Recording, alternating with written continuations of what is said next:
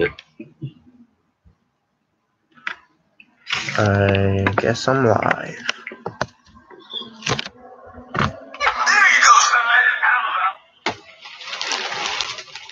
Let me just double check here.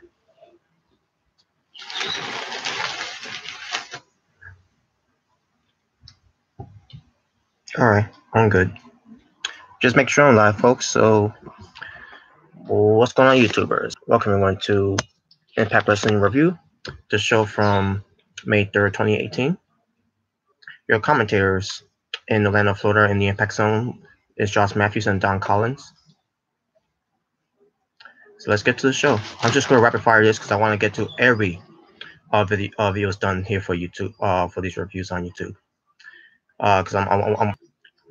So the show opened up first with one half of the Impact World Tag Team Champions, Eli Drake, and his partner Scott Steiner wasn't there.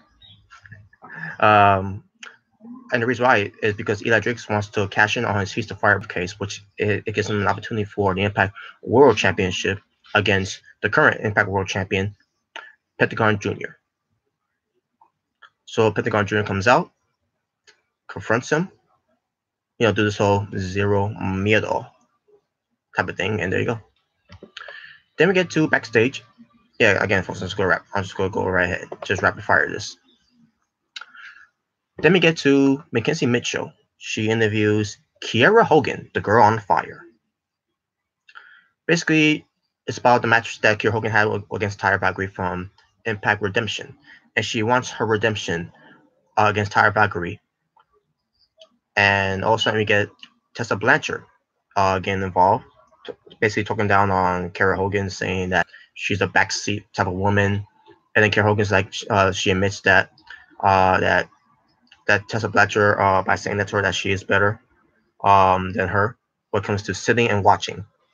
And like, burn, right? So Kiera Hogan let her know that she should go do her thing while you just do your thing, and that's sitting and watching. Oh God, folks, I'm sorry, I have a notification from someone being annoying, but I'm not gonna talk about that right now. Also get Joseph Park backstage. And I was saying, okay, where's he been the entire time? After this whole thing with Abyss versus Congo Kong from this Monsters Ball match that they had months ago. I'm like, where's he been, right? Also, Grado is backstage too. And I see myself, wait a minute, I thought he was supposed to be deported. And then he reveals that he's got a girlfriend. And she's at the dentist, which means that she wasn't there. So I'm assuming this girlfriend of his is the reason why he's no longer is no longer back in Scotland. So I guess now he's back in America. By the way, I knew this was gonna wasn't not gonna last anyways with him being gone forever. Last time we saw him was back in October, or was it November of 2017. It's been a long time, but he's still under contract with his company. So basically, it was a storyline that he's going to be deported back to his country. So yeah, I knew he was going to come back anyways. I just didn't know when until last week, or should I say 2 weeks ago, because it was 2 weeks ago actually. But Austin Aries walks up, the Impact Korean champion. Basically, I'll let these two guys know that even though he's no longer the Impact World Champion, he's still the man around here when it comes to being the Impact Grand Champion, the secondary championship belt in Impact Wrestling, because Pentagon Jr. is not working for Impact Wrestling, and you can also see the same thing with Austin Aries too. But I guess we're supposed to ignore that, right? But then Austin Aries was being gifted by Grado with jelly beans. Austin Aries started to offer him something like that, and then he gives him a banana instead to stay healthy. And for those who don't know the whole thing with Austin Aries and the banana, it happened with in his time in WWE. I mean, he's done this whole thing on eating bananas before WWE, but it didn't become a thing until WWE with the whole situation about him talking about the whole banana situation on Chris Jericho's podcast, Talk is Jericho. If you haven't seen it, check it out. It was a funny story about the whole thing with Austin Aries and the banana with with WWE executives or agents, whoever he was talking to backstage. But yeah, there you go. And because it's because he's a vegan. So And there you go. That was it. Now we get to OVE. Dave and Jake Crest versus the new tag team of KM and Falaba. Match itself was pretty decent. KM and Falaba were entertaining, but also they'll do some steamrolling onto OVE. Basically, holding with Falaba rolling on them, and KM did the same thing. Yeah, wasn't a fan of that because they kept doing it every time, and the referee wasn't allowing it to happen. I'm like, okay, what the hell is this, right? Um, Before I move on, let me just do check sign here because I had notification. This won't take long. Okay. Okay. Back to this. So in the end of the match, we get a little communication with KM and Falaba. OVE ends up getting the win onto Falaba. I think they went for a roll up on them. I don't remember which one. I think it was Jake who was legal in the match. So yeah, OVE wins the match. After the match, KM and Falaba had a little falling out a little bit, but then KM shook his hand and all that, and basically all's forgiven, I believe. But then he starts smiling, and I like, what was like, where's this going? Where is this going? All right, let me see something here, folks, before I move on.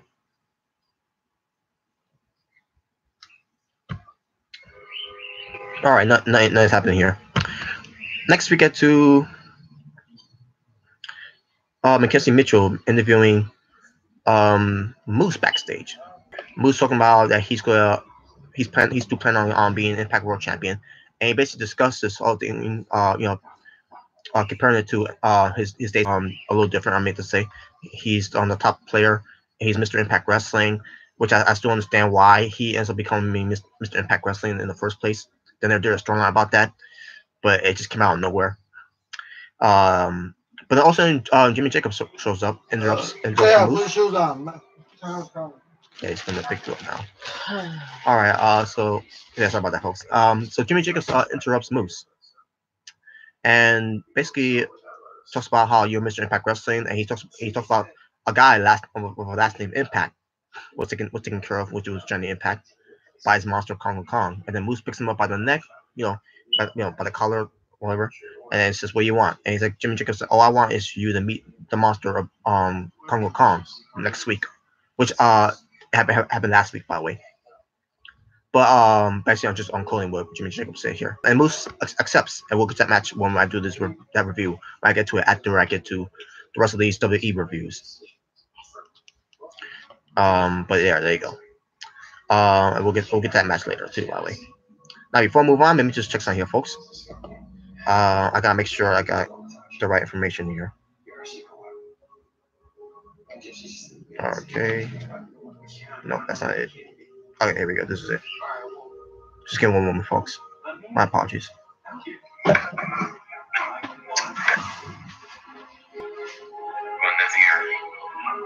yeah. What the fuck's that mean? I mean, what the fuck you think it means? Holy toes. Don't even use me. All right, now we get to Kiera Hogan versus Taya Valkyrie, the rematch from Impact Redemption pay-per-view. So they had a match, right? And it was better than the match that they had in Redemption. But once again, Taya Valkyrie was delaying all the moves that Kiera Hogan was trying to do at one point. But then in the end, the match continues on. Kiera Hogan ends up going for a curb stomp to Taya Valkyrie's head into the steel steps. So at this point, Taya Valkyrie was injured. All of a sudden, we get Tessa Blanchard coming out to confront Kiera Hogan during the match. So this causes a disqualification. So Kiera Hogan wins via disqualification. So basically, they protected Taya Valkyrie in the loss here. But at the same time, Kiera Hogan has not got a good win since her debut. I guess you can make an argument too when it comes to Impact Explosion and Impact One Night Only pay-per-view that they do that people don't know how to watch it and all that, which you can find out about that on ImpactWrestling.com. But anyways, also Tessa Fletcher is on going at it on with Kiera Hogan. Kiera Hogan's getting the best of her, and then also Tessa Fletcher gets the best of her, sends her into the ring post, and then brings her into a ring. Then goes for the hammerlock DDT, and Kiera Hogan sold it like a champ. She took it very well, and there you go. All right, now before I move on, oh my god, before I move on, folks, I gotta see something first.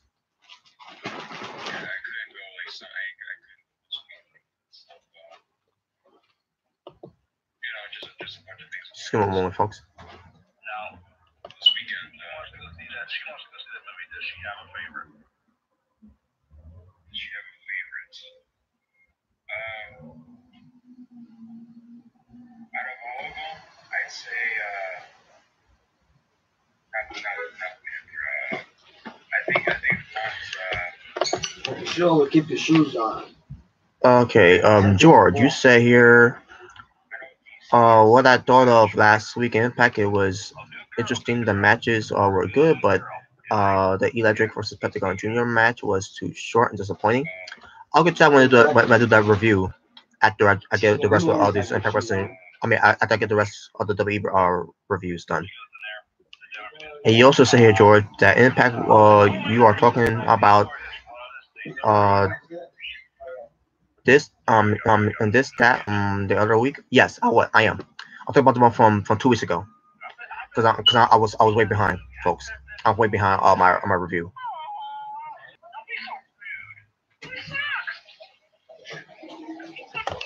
You see that? Okay, all right, make it on, folks. I apologize for that. So yeah, so Kiera Hogan got her ass kicked by Tessa Blatcher, and there you go. Next we get to Brian Cage, who is in Australia, versus Slex, Nick Morty, and Brody Marshall in the in the four-way match, and it happened at the World Series Wrestling, which you can catch it on Global Wrestling Network, when it comes to Impact Wrestling. But yeah, Brian Cage. This ends up being the beginning for Brian Cage's the Brian Cage World Tour. And what I mean by that is Brian Cage is good, when it comes to wrestling for Impact Wrestling, he's gonna be wrestling all over the world for Impact Wrestling when it comes to these matches that he's gonna be presented in. So yeah, the match happens, and it's also been a very good match. With Brian Cage against all these three guys that from Australia, and in the end, Brian Cage has to win the match, beating Slex with the tornado claw, followed by the drill claw. And by the way, when it comes to Brian Cage, well, yeah, when it comes to the tornado claw, the drill claw, and the weapon X, you could tell by hearing those names on that Brian Cage on the moves that Brian Cage is doing. You could tell he's a big fan of Wolverine from X-Men. But there you go. That was the match. Talking about wrestling for hour number one for this from this episode from May 3rd edition. 3 matches. Now we move on to the second hour of Impact Wrestling. We get DJZ, Andrew Everett, and Desmond Xavier versus Drago, Aerostar, and El Hydro del Fantasma in a Lucha Libre Rules 6-man tag team match. And for those who don't know what that means, it means, for example, DJZ in the ring against Phantasma, and if DJZ gets tossed out of the ring, doesn't matter if he goes over, through the ropes, whatever, it doesn't matter, or even under the ropes, it don't matter. Phantasma, if he's still in the ring and DJZ is not in the ring anymore, DJZ does not need to make a tag. Either Desmond Xavier or Andrew Everett can get into the match. So let me just say this: if Desmond Xavier gets in the ring against Phantasma, so it's been done before in Lucha Libre, where you don't need to make a tag in Lucha Libre rules type of match. Doesn't matter if it's tag team, doesn't matter if it's 6 men, doesn't matter if it's 4 8 men. I meant to say, I was gonna say 4. My apologies. But yeah, but it ends up being a good match though. And in the end, DJZ, Andrew Everett, and Desmond Xavier goes over Drago, Aerostar, and Phantasma. After the match, they all shook hands, showing some great sportsmanships when it comes to Lucha Underground and Impact Wrestling working together as a cohesive company. And then we get to Eli Drake, who runs into Austin Aries. Austin Aries wishes him good luck for the next Impact Wrestling show when it comes to getting the opportunity of the world title against Pentagon Jr. And we'll get to that when I do that review when I get to the rest of these WWE reviews. Because again, folks, I'm way behind. What's next here?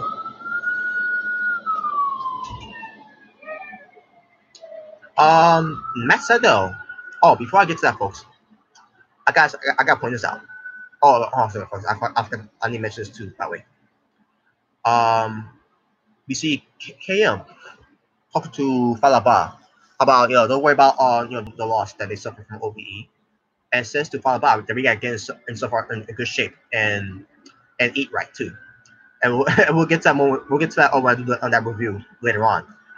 And also, we see the camera looking at someone who got beaten down, and I don't know who it was, but it was the same thing happened back 2 weeks ago, and 2 weeks, and then a week later on this episode, it happens again, and with the black and red X mark on them, and paper, you know what I mean.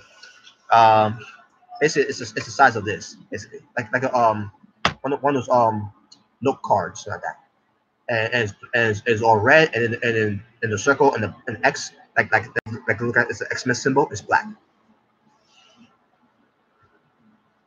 So who could that be? I don't know. We have to wait and see. We have to find out. We'll find out soon enough. Also, we see a footage of Eddie Edwards being released from jail after the whole brutal attack and attempted murder against Sammy Callahan at the hospital from 3 weeks, from 3 weeks ago. So he's trying to make a call, but then who shows up to pick him up? Tommy Dreamer. Tommy Dreamer tells him to get in the car because he needs to have a word with him, or talk with him, and all that, because Eddie Edwards is not the same guy that he wants before, because the whole thing with Sammy Callahan, and the whole thing with his friends and his family's being threatened by Sammy Callahan and OVE and all that. Good storyline, by the way. Very, very good. I'll sure say incredible storyline.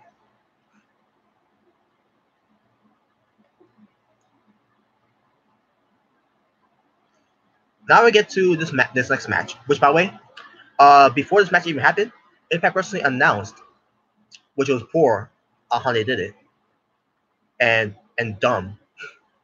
And I'll get to it right now. So they announced before this match happens that it's going to be Taiji Ishimori versus Phantasma versus Drago versus Aerostar for the next Impact Wrestling show. I will do that later on when I get a chance. And the winner of that match will face Matt Sydal for the Impact X Division Championship on the next show of Impact Wrestling, which is going to be this week.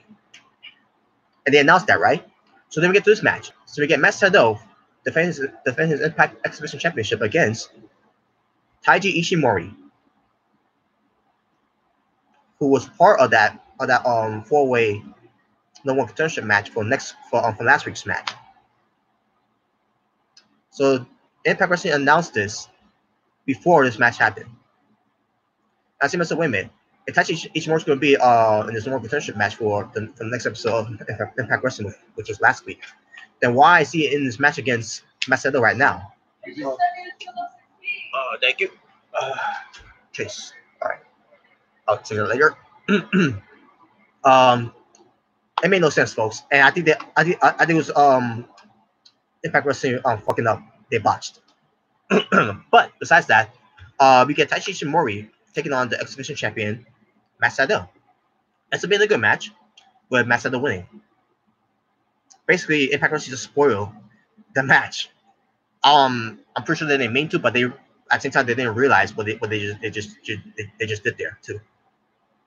So yeah, they botched it, and they also kind of spoiled us of who won, who's going to win anyways. So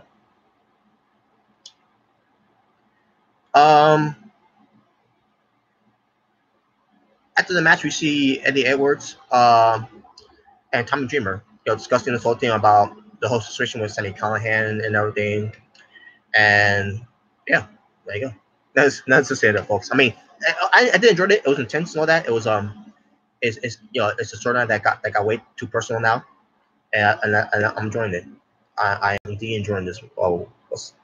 In every ship way. All right, now we get to the Impact Knockouts champion, Ali, talking to Rosemary about she cannot go out there on her own by herself against Su Yung because the undead brides might be out there, and Rosemary wants Ali to promise her no matter what happens, do not go out there.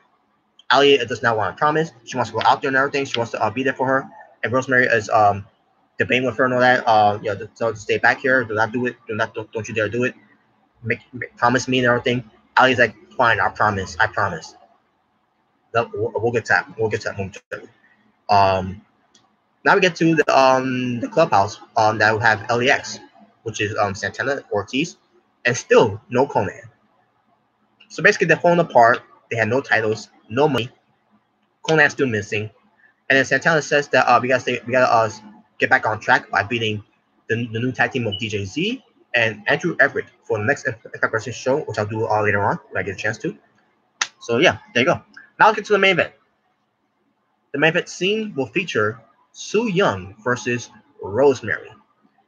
Now they announced this 2 weeks ago, where Su Yung and Rosemary finally confronted each other because the whole thing with Ali being involved. So they rushed this to me, but I kind of like what they did here. So here's what happened. So Rosemary comes out. Well, actually, Su Yung comes out first, along with the basically she came out by herself, and then Rosemary comes out, and then also Su Yung goes right after her. So the bell on the ring. The match never even started. So I said to myself, okay, now I see why they set this up. It was never meant to be a match in the first place. It was meant to be a brawl. It was meant to be a fight. It meant to be a demon's duel. If the way how I would love to say it.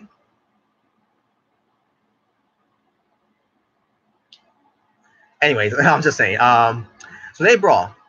They start fighting and everything. So hits the panic switch. She calls out the undead brides with the casket coming out. Basically, she's the female Undertaker. So also Ali comes out for the save. And then also Rosemary tells her I told you not to come down here. You promised me and everything, all that. And then Ali was like, I won't leave you and everything. And then like you're my friend and everything, and blah blah blah. Because they're the demon bunny. And all of a sudden, Su Yung commands the undead brides. Well, actually, Su Yung tried to go after Ali, but then Rosemary takes the bullet for her. And then also Su Yung commands the undead brides to capture Ali. So at this point, seeing all this going on, folks, from how it all began, when Su Yung and Ali start fighting, I mean Su Yung and Rosemary start fighting, it was like watching a horror movie here, but in a parody type of way when it comes to wrestling. But I enjoyed it though. I did enjoy it. So all of a sudden, Rosemary and Su Yung are continuing the fighting while Ali's being held back by the undead brides, and they start fighting up on the ramp. Rosemary had one point get the killing stick that Su Yung had with her. She goes to hit her with a killing stick, but then Su Yung goes for the poison red mist into the face of Rosemary. Goes for the panic switch off the stage through 2 tables, I believe. I believe it was 2 tables. I could be wrong, but also she carries Rosemary back to the where the casket is at, at ringside, while the undead brides are still holding on to Ali, and then 2 of the undead brides helps Su Yung to get Rosemary into the casket, and then Su Yung closes the lid, while Ali watches her best friend gets buried in the casket, and show ends from there. They take Rosemary away, so apparently Rosemary is dead, even though she is kind of dead because she's the demon assassin, based on her character. Excuse me. And there you go. That was the show. Okay, so Total Amount Wrestling for hour number 2. I believe it was 3 matches. Well, actually, 2 matches because Su Yung versus Rosemary then doesn't count because they never had it. They never went on the way. But I guess you could say that Su Yung won the fight against Rosemary. But Total Amount Wrestling overall for Impact Wrestling, actually, oh yeah, 2 matches. Total Amount Wrestling overall, 5 matches from May 3rd, 2018. And my overall scoring for the show, I'm gonna go 7 out of 10. Very good show. I enjoyed the show from 2 weeks ago. And that being said, folks, I'm done for this one. And I will come back with WWE reviews. You begin 3 of them. When it comes to Raw, SmackDown, 205 Live, that's gonna be together, and NXT, all from last week. And I will do all of this right here after this. So, that being said, thank you for watching. Thank you for the like comments. Nathan always saying yeah. Can't say anything else other than yeah. Thank you, George. And thank you for anyone else watching as well. If this is your first time watching me, my name is Robert Serrano Jr. Take a shot with Robert. Take a shot with the Natural Born Thriller.